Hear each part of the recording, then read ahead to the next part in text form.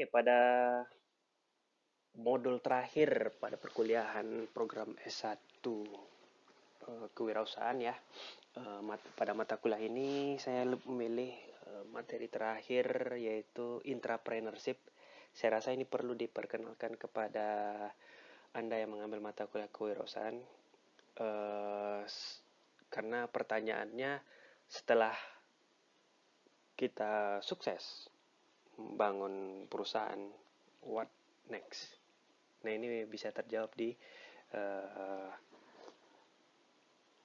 pembahasan di bidang keilmuan entrepreneurship, yaitu advance-nya itu bukan merupakan advance tapi merupakan bagian dari entrepreneurship, yaitu intrapreneurship.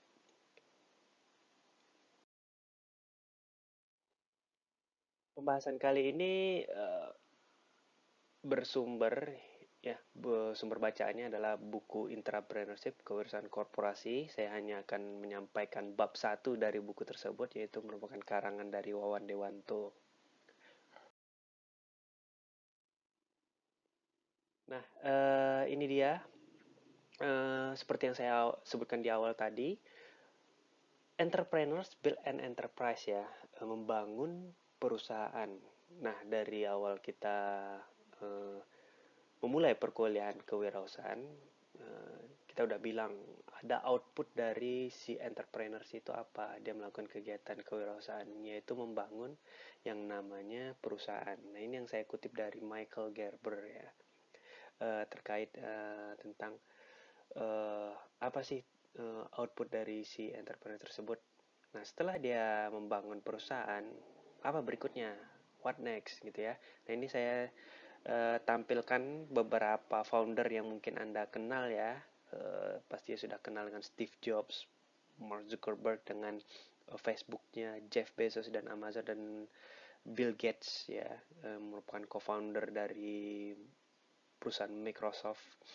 Nah, ini merupakan founder, mereka entrepreneur, mereka yang bangun perusahaan.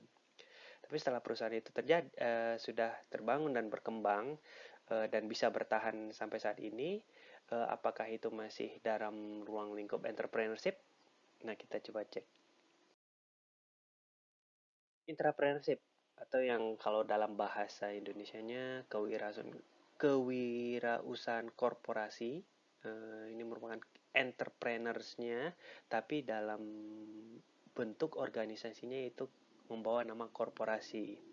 Nanti saya harap setelah modul ini selesai, Anda bisa membedakan antara entrepreneurs dan intrapreneur. Oke. Yang melatar belakangi kenapa muncul istilah entrepreneurship pada tahun 1960 hingga 1970, perusahaan-perusahaan yang sudah berdiri itu ya dihadapi dengan kompetisi ya, persaingan ya, lalu ada lagi perubahan teknologi, lalu berubah lagi selera dari konsumen, sehingga butuh usaha perusahaan itu untuk tetap berlangsung kehidupannya, yaitu dengan cara mereka harus menyesuaikan dengan keadaan yang berubah itu.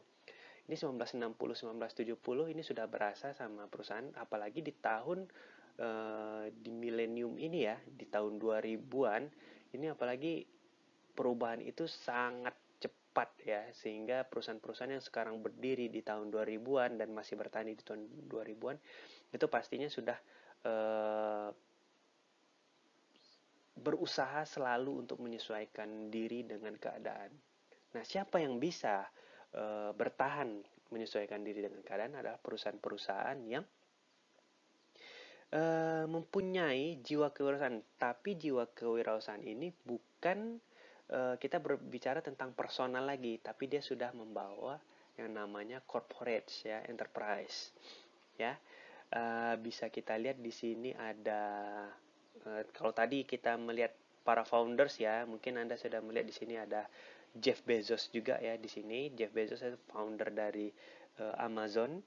Terus dia juga sekarang menjabat dari CEO ya dari Amazon. Lalu di sini ada Sundar Pichai ya. Ini adalah pimpinan dari Google. Lalu ada Satya Nadella. Mungkin mungkin Anda kenal dia sebagai CEO Microsoft, ya. Tadi Bill Gates yang founding father-nya, dan sekarang si Satya adalah ditunjuk sebagai CEO-nya. Nah, ini adalah mereka-mereka ini yang mungkin bisa saya dan banyak CEO-CEO lainnya yang bisa kita jadikan contoh bahwa ini orang-orang intrapreneur. Mereka mengembangkan perusahaan yang sudah didirikan oleh founder, tapi dia masih bertahan dan berjibaku untuk tetap bertahan di persaingan atau kondisi di mana pasar itu sudah semakin kompetitif gitu ya. Salah satu sih Bezos yang sampai saat ini founder yang merangkap juga sebagai CEO dari ini. Tapi kalau misalnya kita melihat Jeff Bezos mendirikan Amazon, nah itu dia masih di ruang lingkup entrepreneur. Tapi kalau sudah masuk ke intrapreneurs, kita melihat si Jeff Bezos menjalankan perusahaan Amazonnya. Ya, banyak prestasi-prestasi Amazon yang sekarang sudah berkembang, bukan hanya sebatas menyalurkan, mendistribusikan barang apa segala macam ya, tapi sekarang sudah marah ke film macam-macam. Google juga ya, Microsoft dulunya kita tahu itu program komputer yang offline, sekarang kita sudah kenal Microsoft sebagai platform untuk berkolaborasi, dan ini di bawah kepemimpinan Satya Nadella sebagai yang dipercaya oleh Bill Gates menjalankan perusahaan Microsoft.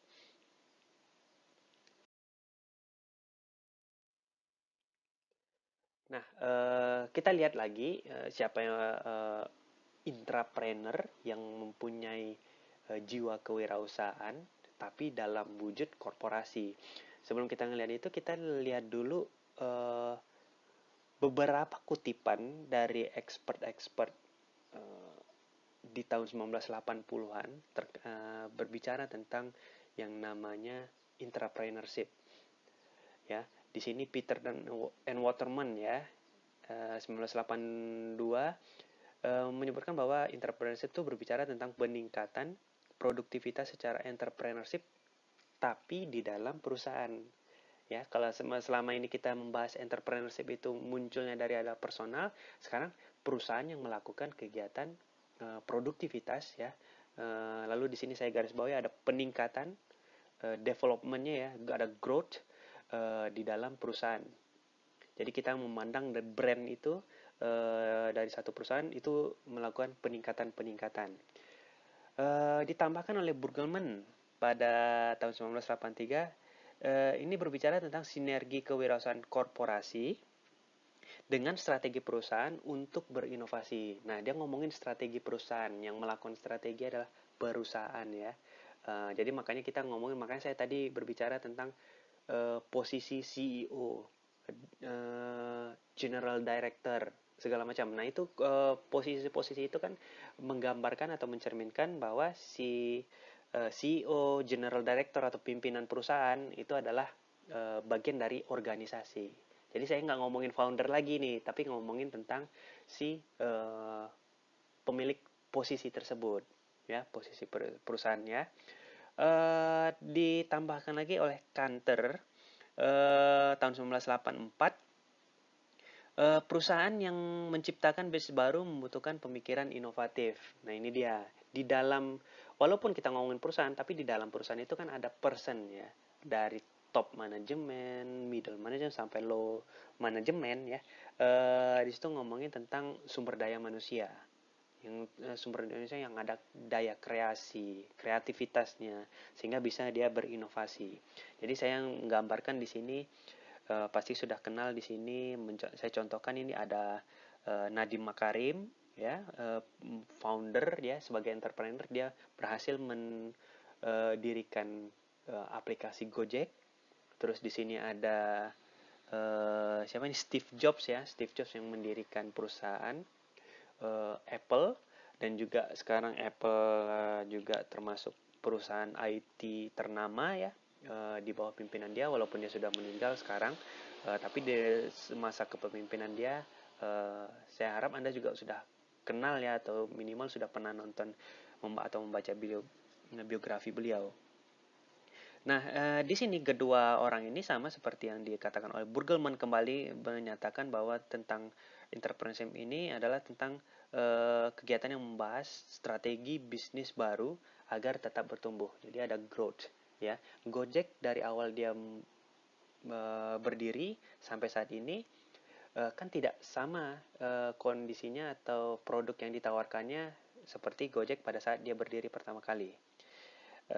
Sekarang sudah mulai berkembang, sudah banyak perkembangannya, bukan mulai lagi ya, sudah banyak perkembangannya. Pada saat itu dia udah mulai bertumbuh, menyebar ke hampir ke seantero kota-kota besar di Indonesia. Begitu juga Apple, mulai dari operating system komputer sampai teknologi wearable, apa segala macam IT juga termasuk IT yang diperhitungkan di dunia.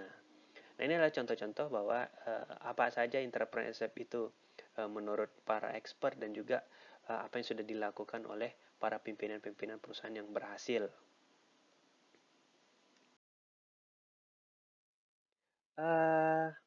Dari pengertian atau pembahasan kita dari beberapa slide sebelumnya, mungkin Anda sudah bisa ya mereka-reka apa sih sebenarnya pengertian dari entrepreneurship tersebut.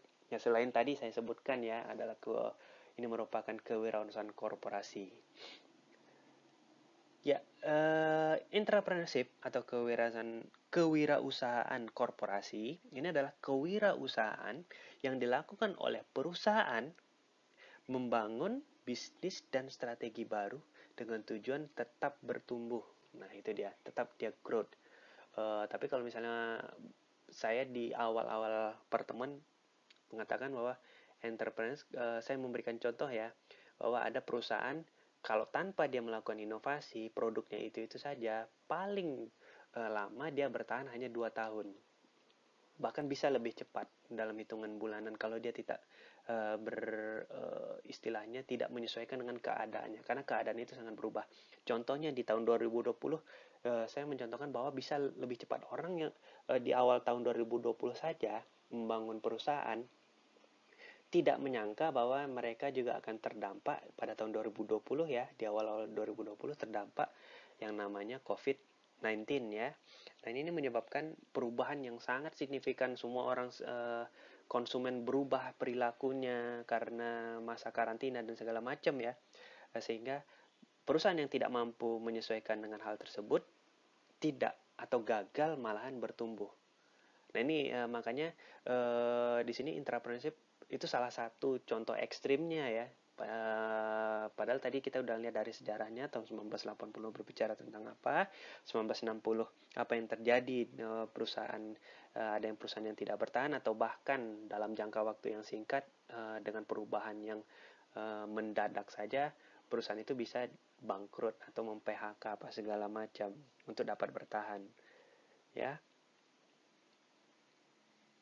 Nah, bisa kita lihat di sini jiwa kewirausahaan itu bukan hanya berada di personal, tapi kita menanamkannya kepada corporate culture atau budaya budaya yang dibangun oleh si perusahaan tersebut, bukan si personal yang ada di atau personal yang membangun si perusahaan tersebut, tapi budaya tersebut ditanamkan di perusahaan sehingga personal-personal atau sumber daya manusia yang ada di dalam satu naungan organisasi tersebut mengikuti culture-nya, sehingga dia punya culture yang atau semangat yang selalu bertumbuh.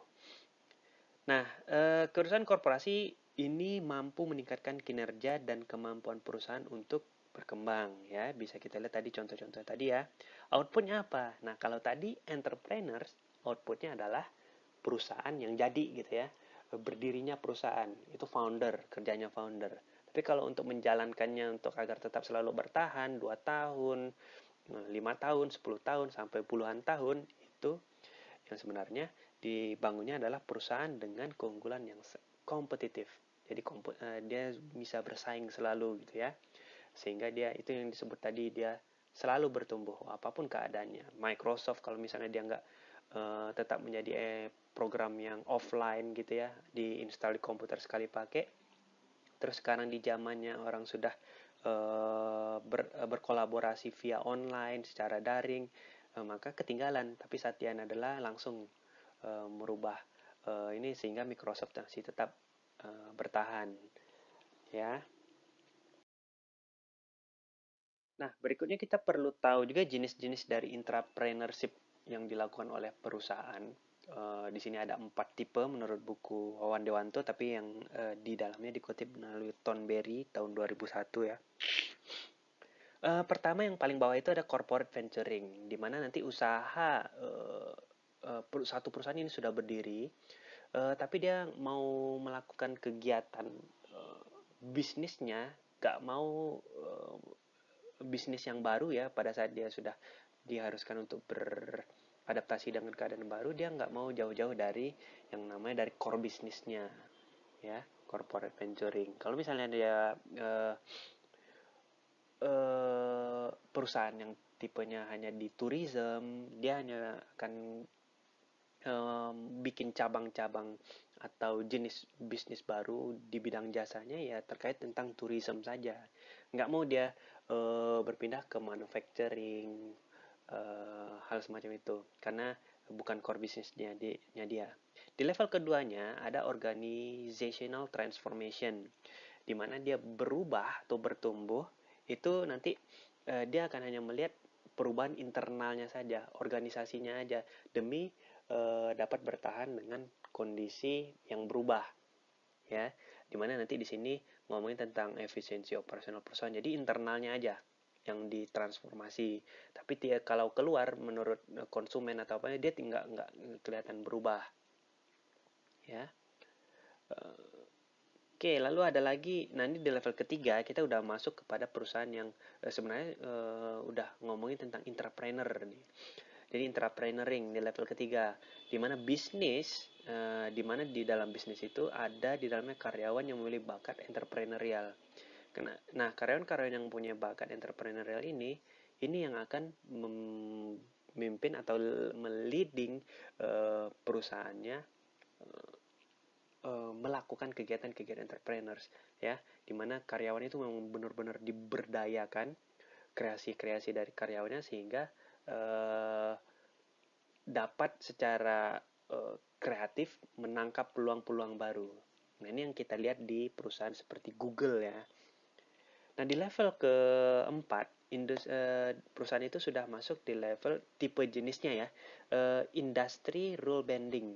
Nah, bukan hanya dia melakukan kegiatan-kegiatan yang kreatif, tapi ternyata kreasi-kreasi dari perusahaannya tersebut, baik dari person yang terlibat di dalamnya, itu mampu merubah paradigma industrinya dia gitu, ya, bahwa dia sekarang udah menjadi trendsetter. Wah, ternyata si perusahaan ini udah mampu dia merubah paradigma industri. Kalau misalnya contohnya Gojek ya, Gojek itu kan ojek online. Sekarang paradigmanya hampir semua orang memikir kalau misalnya untuk memenuhi kebutuhannya, dia yang kebayang adalah aplikasi Gojek. Di situ ada GoFood, GoClean, apa segala macam. Kira-kira semacam itu contohnya. Jadi dia sudah merubah mindset paradigma industrinya itu dari jasa yang cuma sepeda motor mengantar orang dari satu tempat ke tempat lain, tapi sekarang sudah bahwa Gojek itu merupakan kebutuhan, aplikasi yang merupakan kebutuhan, itu ojek online ya, kira-kira semacam itu. Jadi ada 4 tipe ini. Pertama corporate venturing, perusahaan yang melakukan organizational transformation. Tipe ketiga adalah intrapreneuring. Yang keempat yang paling kerennya itu ada industry rule bending. Nah, di awal pertemuan mata kuliah entrepreneurship, kita melakukan pendekatan, ada seperti yang saya sebutkan ada 2 macam ya, pendekatan dari personal si entrepreneur tersebut, lalu pendekatan proses kewirausahaannya. Nah, kalau kita melihat kemarin, kalau kita mau melakukan pendekatan personal, berarti kan kita harus memahami karakteristik dari si entrepreneurs. Nah, sekarang di entrepreneurship berarti kita harus memahami tentang apa sih karakter-karakter dari corporate yang melakukan aktivitas entrepreneurship ini. Nah, ini ada pada slide ini kita akan lihat corporate with entrepreneur orientation di buku Wawan Dewanto. Di sini disebutkan ada 5 dimensions of corporate with entrepreneurial orientation. Jadi ada 5 dimensi yang mencerminkan orientasi dari perusahaan tersebut melakukan kegiatan entrepreneurship, ya, orientasi kewirausahaannya. Pertama, karakternya, dimensi pertama dari corporate yang melakukan entrepreneurial orientation itu otonomi. Ya, kalau di karakteristik entrepreneur yang personal, otonomi ini seperti self control, ya, hal semacam itu, ya. Otonomi, ada kemampuan mandiri, confidence-nya gitu, ya, semacam itu. Otonomi, lalu inovatif ada, ya. Proaktif ini cenderung untuk bertumbuh, growth. Kompetisi agresif, dia competitiveness-nya, risk taker, ya, pengambil risiko, ternyata ada juga di karakternya di corporate. Kita lihat otonomi. Otonomi ini bukan hanya dipegang oleh, maksudnya kalau bayangkan kalau satu perusahaan besar, semua pengambilan keputusan itu berpusat kepada CEO-nya atau top manajemen. Bayangkan betapa lambatnya si perusahaan tersebut untuk bertumbuh, ya, karena butuh kecepatan pengambilan keputusan. Nah, di tipe corporate with entrepreneurial orientation ini itu bukan hanya di levelnya top manajemen, tapi di level karyawan-karyawan di bawah itu bisa diberikan otonomi gitu, ya, diberikan wewenang. Jadi mereka bisa memiliki keinginan menciptakan project yang baru, tapi project tersebut ada potensi unggulnya gitu, ya. Karyawan juga antusias menciptakan unit atau produk baru. Banyak contohnya produk-produk tadi seperti yang saya sebutkan, Google, AirAsia, ya, kalau misalnya penerbangan itu juga semacam, kalau di AirAsia itu istilahnya crowdsourcing, ya kalau nggak salah namanya crowdsourcing, di mana karyawan dari level bawah, dari level penerima passenger sampai apa, semua bisa menyalurkan idenya. Dan itu karena mereka sadar bahwa ide itu kalau misalnya hanya di level top manajemen, sayang sekali kita tidak memberdayakan karyawan-karyawan. Banyak karyawan tapi itu pasti banyak ide yang bisa kita berdayakan. Kira-kira semacam itu cara pemikiran si entrepreneurship di corporate, ya. Lalu dimensi berikutnya adalah inovatif, di mana di sini nampak kita di perusahaan tersebut mereka berkomitmen untuk mengembangkan research, ya, R&D-nya jalan prosesnya, sehingga nanti dari bidang R&D ini dapat diharapkan menciptakan produk-produk baru atau unit-unit bisnis baru. Dimensi berikutnya proaktif. Perusahaan di sini memiliki orientasi masa depan, ya. Di sini kelihatan growth-nya. Mereka mampu membedakan ide dari peluang melalui penelitian dan analisa tren, ya. Dia bukan hanya menghasilkan ide, tapi juga akan mencocokkan dengan peluang. Kalau ide bisa aja muncul kapan aja, tapi peluang di pasar seperti apa? Nah, kira-kira semacam itu. Jadi proaktif, ada growth oriented-nya. Lalu ada kompetisi agresif, ya. Di sini kelihatan bahwa corporate yang entrepreneur ada taktik predatornya, sehingga maksudnya di level predator dia ingin menjadi di puncaknya gitu, ya. Pengambil resiko, tentu aja dengan apa segala macam, saya tidak mungkin si corporate ini jalan entrepreneurship kalau tidak berani mengambil resiko, ya. Tadi kita berbicara tentang types of entrepreneurship, sekarang kita berbicara si pelakunya, types of entrepreneur. Type entrepreneur berdasarkan kepribadian ini ngambil dari Hathaway 2009 dan juga Murjaba. Ada beberapa tipe dari entrepreneur, di mana nanti di buku Wawan Dewanto ini sebenarnya kita butuh tipe-tipe entrepreneur ini di dalam perusahaan kita. Kita lihat yang paling pertama itu adalah shakers. Jadi yang menggetarkan, ya, kalau misalnya ada di perusahaan. Individu ini memiliki visi tinggi, ya, kemampuan dan keinginan mengambil risiko untuk membuat perubahan perusahaan yang efektif dan inovatif.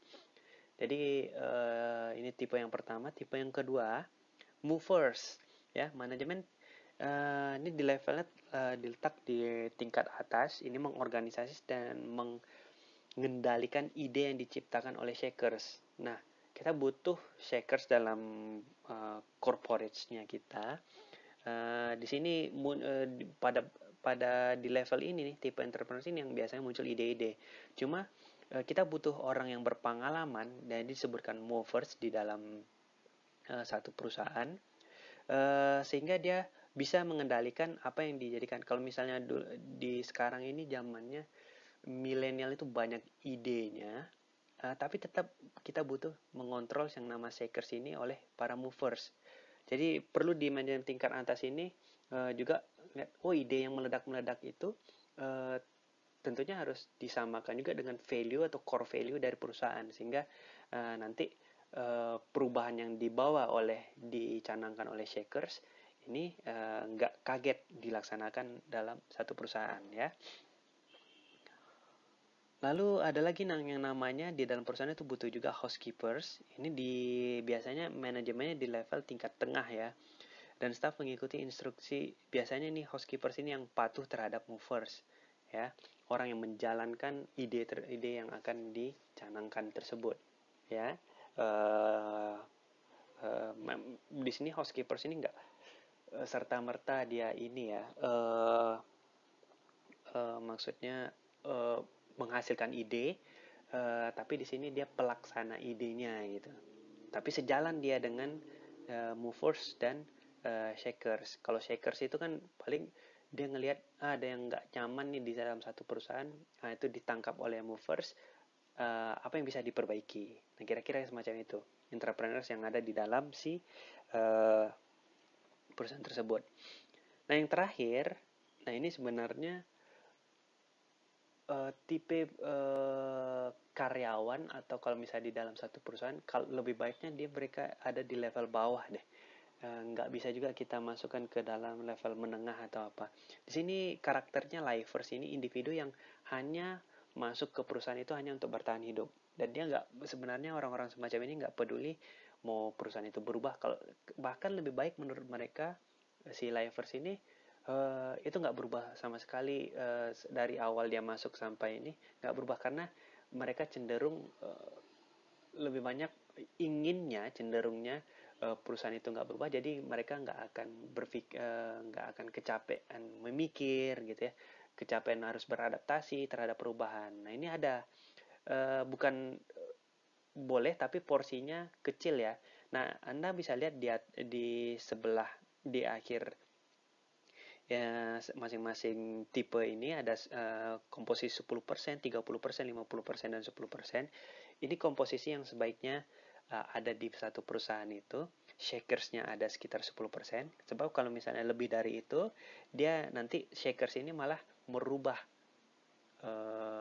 core bisnis dari satu perusahaan itu, sehingga nggak baik juga.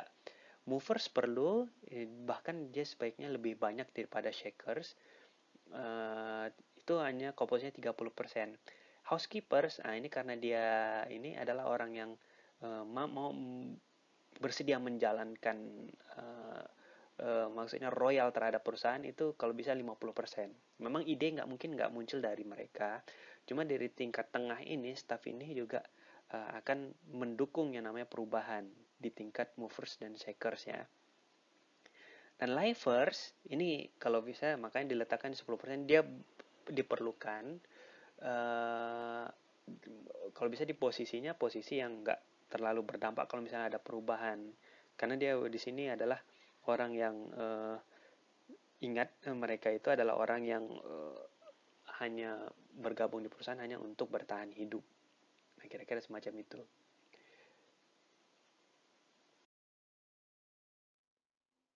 Nah, itu tadi dia terkait dengan entrepreneurship. Saya harap Anda sudah bisa mendefinisikan entrepreneur dan juga entrepreneurship tersebut, dan melihat posisinya kalau misalnya kita sandingkan dengan entrepreneur. Siapa sih entrepreneur? Siapa sih intrapreneur? Nah, kalau misalnya Anda menemukan kesamaannya, ini bisa menjadi bahan diskusi. Silakan Anda sampaikan hasil diskusi Anda melalui platform pembelajaran daring kita. Saya ingin tahu pendapat Anda tentang persamaan dari intrapreneur dan entrepreneur, dan juga pendapat Anda apa sih yang membedakan antara intrapreneur dan entrepreneur.